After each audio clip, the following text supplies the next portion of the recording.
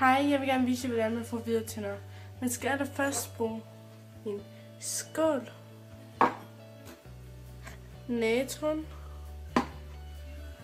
en citron, en ske, og sidst men ikke mindst, en tandbørste. Jeg skal bruge 2 teskefulde natron,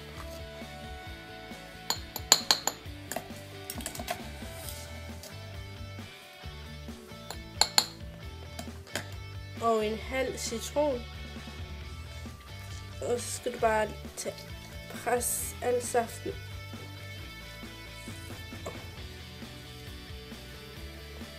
Så det er meningen, at det bobler rundt i det. Det er meningen, at det skal være sådan noget tyk stat, så hvis det bare er tyndt som det her, så skal du bare lægge mere natron i.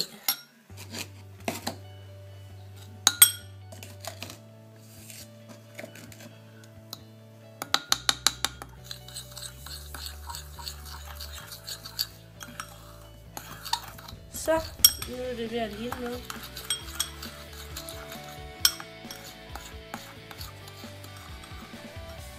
Så er jeg næsten færdig. Vi skal til det sidste lægge det her stats på tandbørsten.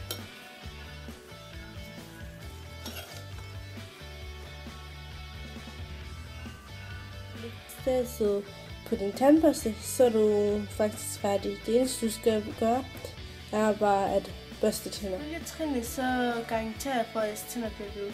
I skal bare gøre det 2 til 3 gange.